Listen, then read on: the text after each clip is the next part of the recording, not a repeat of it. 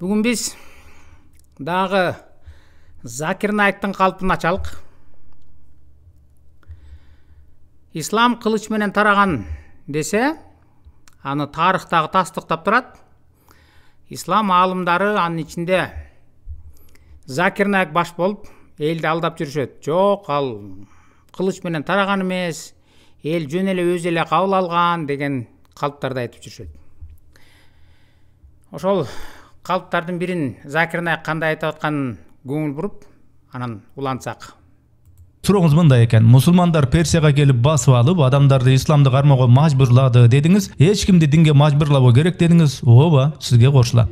Баса белгилеп койчу жагдай, медиа тармакта ислам кылычтын күчү менен адамзатка таратылган деген нерсе байма-бай айтылып келатат. Ооба, мусулман коомунда жаман, кемчиликтүү мисалдарда болгонун билем. Кээ бир мусулман башчылары туура эмес нерселерди кылганын билем. Бирок жалпысынан алганда ислам эч качан кылычтын күчү менен жайылтылган эмес. Islam was never spread by the sword. Закир Наик айтып атат, ислам эч качан кылыч менен тараган эмес деп. Мунун калпын азыр ачалык. Аны үчүн мусулмандардын өздөрүнүн сайтына кирелик. Өзүңөрдү ачып кирсеңер болот. Google'дан энциклопедия хадисов деп жазсаңар, бул чыгат. Анда Сахих аль-Бухари китеби номер 25. Ал жерде Мухаммед өзү саллаллаху вассалам мындай деп айтып атат. Передают, что посланник Аллаха сказал: «Мне было велено сражаться с людьми до тех пор, пока они не засвидетельствуют, что нет Бога достойного поклонения, кроме Аллаха, и что Мухаммад – посланник Аллаха, и не станут совершать молитвы и выплачивать закат. А если они будут делать все это, то защитят от меня свою кровь и свое имущество, которых впредь их могут лишить не иначе, как по праву ислама, и тогда отчета с них вправе будет требовать только Аллах». Бул хадисте Мухаммед айтып атат: «Мага дейт, Аллах тарабынан буйрук берилген. Адамдар менен согушканга дейт. Аларды күч менен исламга алып киргенге. Согушуунун максаты эмне дейт? Качан адамдар толугу менен Аллахтан башка кудай жок, Мухаммед анын элчиси деп кабыл алмайынча жана намазын окуп, зекетин төлөмөйүнчө мен алар менен согушканы жиберилгенмин дейт.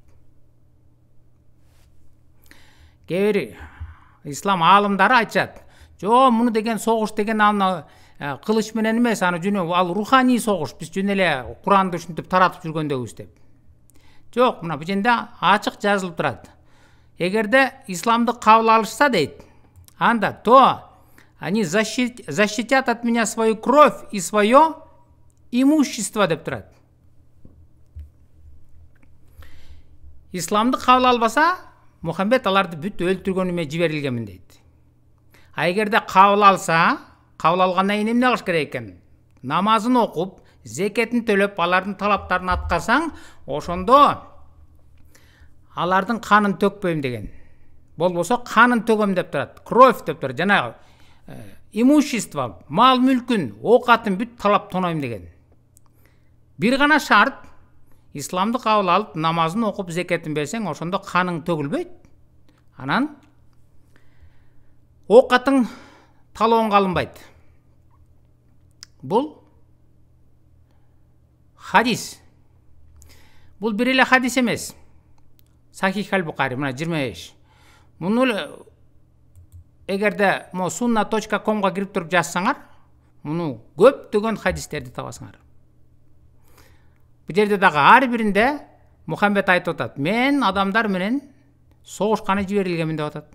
Муну Google'га которуп берсеңер которуп берет. Мына англисче билгендер өзүңөр деле окусаңар, Allah's apostle said, Аллахтын элчиси айткан дейт: «I have been ordered to fight with the people till they say none has the right to be worshipped but Allah».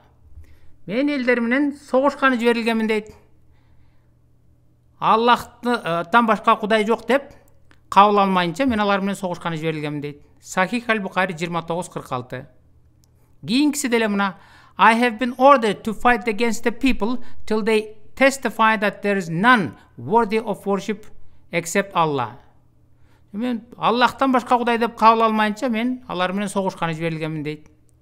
Бул дагы ошол мына жалаң ушул хадистер. Сахих аль-Бухари 25 биз жана жогоруда орусчасын окуган. Бул тагы ошол I have been commanded to fight against the people till they testify la ilaha illallah. Арабчасы la ilaha illallah Muhammed Rasulullah дегени Аллахтан башка Кудай жок, Мухаммед анын элчиси деп айтып кабыл алмайынча, намаз окумайынча, зекет бермейинче мен алар менен согушканы, аларды өлтүргөнү жиберилгенмин дейт. Мында карап көргүлө. Бул хадистагы Сахих аль-Бухари 392. Карап отурсаңар, бир эмес канча жеринде далилдеп айтып атат. Мухаммед, эгерде исламды кабыл албасаңар, каныңарды төгөм, мал мүлкүңөрдү талайым дейт. Ошентип Мухаммед баштаган, талап, тоноп, өлтүрүп, аны мына хадистер далилдеп атат. Куранды карап көрөлүчү эмне дер экен. Эми Куран толтура бул аяттардын жазылганы. Бирок биз бир нечесине гана көңүл буруп көрөлүк. Курандын 9-сүрөсү 5-аяты. Анда мындай дейт. Ыйгайлар чыккандан кийин мушриктерди кай жерде көрсөңөр да өлтүргүлө. Аларды туткундагыла жана курчоого алгыла. Аларды кармоодо ар бир жолго тургула. Эгер алар тоба кылышса, намазды толук аткарышса, зекет беришсе, анда алардын жолун бош койгула. Чындыгында Аллах кечиримдүү бооркер. Куранда эмне деп үйрөтүп атат бул аятта? Аларды туткунга алгыла, курчоого алгыла дейт. Кармоодо ар бир жолго тургула дейт. Өлтүргүлө дейт аларды. Аларды эмне максат менен өлтүрүш керек экен? Талап тонош керек экен? Бир гана максат, аларды исламды кабыл алдырыш керек. Мына жазылып турат. Эгер алар тоба кылышса дейт, исламды кабыл алса, анан намазды толук аткарышса, анан зекетти беришсе, анда алардын жолун бош койгула дейт. Мусулмандар кээ бирлер айтышат. Бул Куранга деген туура эмес түшүндүрмө берип, бурмалап атат деп. Бул менин түшүндүрмөм эмес, менин бурмалоом эмес. Бул Курандын өзү айтканы. Эми так эле ушул сүрөгө, так эле ушул аятка, 9-сүрө 5-аятка Ибн Касирдин берип аткан түшүндүрмөсүн карап көрөлүчү. Тафсир Ибн Касир деген бул мусулмандардын эң эле авторитетный деген тафсири болуп эсептелинет. Менин түшүндүрмөм эмес, мусулмандардын өздөрүнүн түшүндүрмөсүнө карап көрөлүк. Мына Google'дан тапсаңар болот, интернетке кирип. alim.org мына тафсир Ибн Касир 9-сүрө 5-аят. Эмаженде ошол биз окуган аятка эмне деген түшүндүрмө берип атат. Баарын окуп айлыгы болот, кааласаңар өзүңөр ачып окусаңар болот. Биз токотер жеринен айтып окуп көрөлүчү.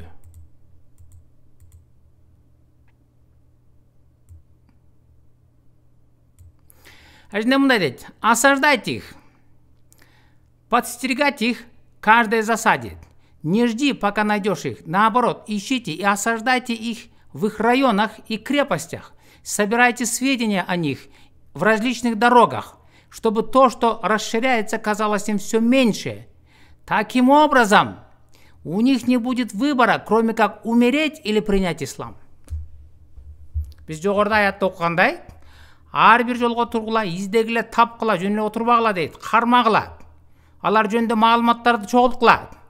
Жана кармап алып туруп аларды өлтүргүлө дейт. Ошондой жол менен аларды аргасы жок калсын дейт. Мына таким образом, ошондойчо жол менен у них не будет выбора, кроме как умереть или принять ислам. Алардын тандоосу калбай калсын. Же исламды кабыл алсын, же өлсүн дейт. Мына Куран өзүңөр ачып карап көргүлө. Бул менин түшүндүрмөм эмес, Ибн Касирдики. Мусулмандардын өздөрүнүн китеби, өздөрүнүн Кураны, өздөрүнүн ошол Курандын аятына берип аткан түшүндүрмөсү.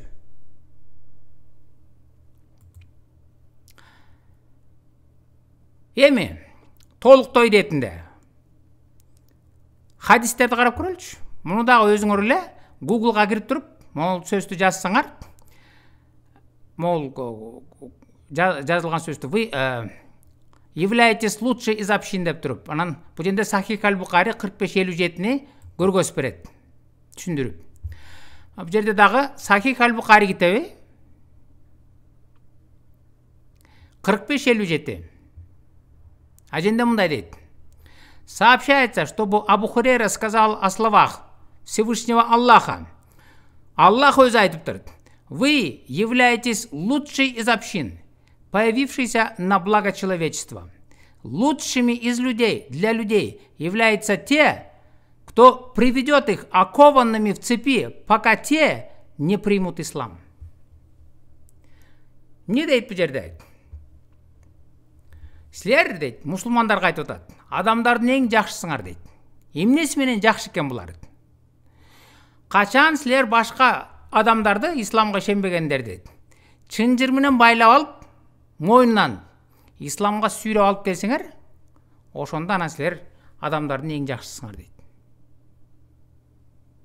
Бул жерде орусчасында чынжыр менен эле байлап деген турбайбы? Өзүн карасаңар, арабчасын карасаңар, бул жерде жазылып турат. Мойнунан чынжыр менен байлап алып келсеңер, ошондо силер адамдардын жакшысыңар дейт. Мына. Бул дагы sunna.comго киресиңер. Мына. Сахих аль-Бухари 45-57. Не дейт? You, true Muslims дейт.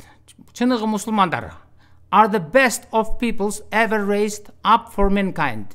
Means the best of peoples for the people, as you bring them with chains on their necks till they embrace Islam. Силер адамдардын эң жакшысы болосуңар дейт. Кандай кылсаңар жакшысы болосуңар дейт. Башкаларды исламга ишенбегендерди мойнунан чынжыр менен байлап алып, исламга сүйрөп алып келсеңер, ошондо силер адамдардын жакшысыңар дейт. Ислам бул кылыч менен тараган. Аны Мухаммед өзү баштап, өзү айтып берип атат. Мага ушундай Аллахтан буйрук берилген дейт. Башкалар исламды Аллахтан башка кудай жок, Мухаммед анын элчиси деп кабыл алмайынча, намазды толук окуп, зекет бермейинче мен аларды өлтүргөнү чакырылгам дейт. Качан алар мен айтканда аткарып исламды кабыл алса, ошондо алардын каны төгүлбөйт, мал мүлкү таланбайт дейт. Курандагы 9-сүрө 5-аятты окудук го. Аженде айтып атат. Кыйнагыла, бардык жолдорго туруп аларды издегиле, тапкыла, өлтүргүлө. Ошентип алардын тандоосу калбай калсын. Же исламды кабыл алсын, же өлсүн дейт. Бул хадисте болсо эмне деп айтып атат? Мойнунан чынжыр менен байлап исламга сүйрөп келгиле дейт. Ушул Кудайданбы? Кудай ушинтип айтабы? Же ушинтип ишендиреби? Бул жалган пайгамбар Мухаммедтин ойлоп тапкан культу, ислам деген дини. Дин дагы эмес, бул культ.